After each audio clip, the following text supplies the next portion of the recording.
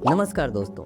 WHO की एक report के अनुसार श्वास तंत्र संक्रमण और दस्त जनित रोगों के लिए दुनिया भर में 10% लोगों की मृत्यु होती है, जो कि एड्स जिससे 4.9%, फेफड़ों का कैंसर 2.2%, पेट का कैंसर 1.5%, सड़क दुर्घटनाओं में 2.1%, आत्महत्या में 1.5% और मलेरिया से 2.2% की तुलना में कहीं ज़्यादा है।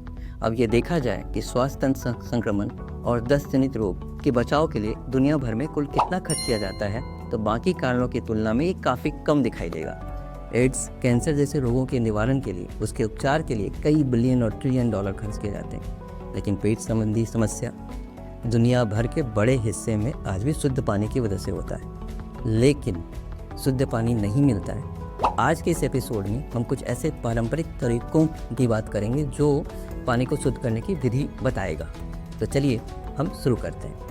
आपको पता है, भारत में एक आदिवासी जनजाति पाई जाती है जिसको भारिया बोलते हैं। ये जल शुद्धिकरण के लिए दूषित पानी में तुलसी की पत्तियाँ, जामुन की छाल, अर्जुन छाल का प्रयोग करते हैं। इन सब की समान मात्रा पानी में डाल दिया जाता है और एक रात इसी तरह इसको रखने के बाद अगले दिन एक सूती कपड़ों की सहायता से पानी के छान लिया जाता है। यह पानी बिल्कुल ही शुद्ध होता है और हर्बल जानकारों की अगर माने तो यह पेट से जुड़ी समस्याओं के इलाज के लिए भी अति उत्तम होता है। साथ ही यह हृदय के रोगों के लिए भी अच्छा होता है क्योंकि इसमें अर्जुन की छाल होती है। दोस्तों, भारत गाँव का देश, यहाँ पोखरों में पानी जमा होता है। अब हम जानते हैं कि पोखरों में पानी जो जमा होता है वो मटरेला होता है। उस पानी को कैसे शुद्ध किया जाता है बताया?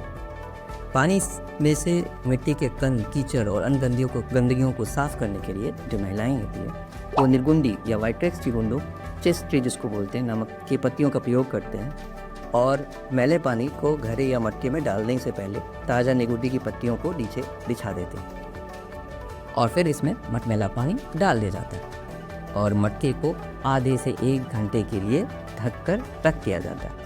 ऐसा करने से पानी में मौजूद गंदगी नीचे सतह पर बैठ जाती और पानी साफ हो जाता। ऐसा बोलते हैं कि पत्तियां जो है मिट्टी के कणों को अपनी ओर आकर्षित करती है, जिससे गर्द की कण सतहों पर लिपट जाते हैं और मिट्टी के भारी कणों तो साथ साथ जो उसमें सूक्ष्म जीव होते हैं वो सतहों पर चले जाते हैं। आयुर्वेद में भी निर्गुंडी की पत्तियों और बीजों में जल शुद्धिकरण की उपयोगिता का जिक्र किया गया। अब एक और मज़ेदार बात मैं आपसे शेयर करता हूँ। आप मटके के मटमैले पानी में अगर 1 कप दही डाल लें तो 1-2 घंटे में पानी में घुले मिट्टी के तन वाली जो तल है उसमें कलरती में वो सब बैठ जाएंगी और उसमें ना सारे जो भी आप सूक्ष्म जीवाणु होते हैं वो बैठ जाते हैं और वो शुद्ध हो जाता है। ये माना जाता है कि दही सूक्ष्म जीवों को अपनी ओर आकर्षित कर लेता है क्योंकि सूक्ष्म जीव दही में अपना भोज्य पदार्थ पाते हैं, पानी पीने योग्य हो जाता है। अगर इसी चीज़ को हम शहरों में उपयोग करें तो पानी को फिल्टर करने का एक अति उत्तम उपाय, घरेलू उपाय ये हो सकता है जो कि लोगों को नहीं पता। कुछ गांव में लोग पीने के पानी को शुद्ध करने के लिए सहजन या मोरिंगा जिसको आप कहते हैं, ड्रमस्टिक की फलियां, उसको कुचलकर तुलसी की कुछ पत्तियों के साथ एक पात्र में डाल देते हैं। इस पात्र में एकत्र किया गया अशुद्ध या मटमैला जल जो भी होता है वो डाल दें और 2 से 3 घंटे के बाद पात्र की ऊपरी सतह पे जो पानी रहता है वो बिल्कुल उसको वही उसी तरह सूती कपड़ों से छान लीजिए और दूसरे पात्र में डाल दीजिए, जो कि अब जो पानी निकलता है वो पीने योग्य हो जाता है। हर्बल जानकारों के अनुसार सहजन की फलियों और तुलसी की पत्तियों में पानी में उपस्थित अनेक सूक्ष्मजीवों को मारने की क्षमता होती है। साथ ही सहजन की फलियों और इसके बीजों का लसलसा पदार्थ पानी में घुलित कणों को भी अपनी ओर आकर्षित कर लेता है, जिससे कुछ ही समय में पात्र के ऊपरी हिस्से का पानी पीने योग्य हो जाता है। आधुनिक विज्ञान भी ये बताता है कि सहजन और तुलसी द्वारा सूक्ष्म जीवों की वृद्धि को रोकने के लिए इसका उपयोग कर सकते हैं। सन 1995 में एक जनरल वाटर रिसर्च के 19वें अंक में एक शोध पत्र जो है सो वो प्रकाशित हुआ था।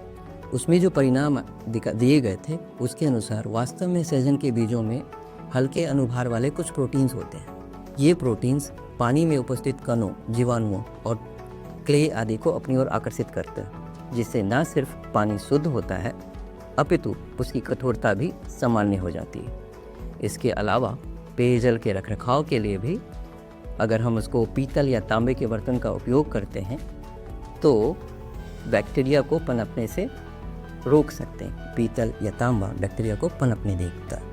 तो ये थे कुछ उपाय जिससे आप शुद्ध पानी कर सकते हैं और इसको पी सकते हैं और इसको फ़िल्टर की तरह यूज़ कर सकते हैं। शहरों में हमने देखा है कि हम आरओ के प्रयोग से पानी तो शुद्ध पी रहे हैं, लेकिन बहुत सारी बीमारियों को भी अपनी ओर आकर्षित कर रहे हैं। तो इन सब चीज़ों से हम बचाव कर सकते हैं। ये छोटे से उपाय थे, जो आपको कैसे लगे आप इसको इस्तेमाल कीजिए और फिर हमारे कमेंट सेक्शन में आकर कमेंट कीजिए। आपको ये वीडियो कैसा लगा हमें ज़रूर बताइए।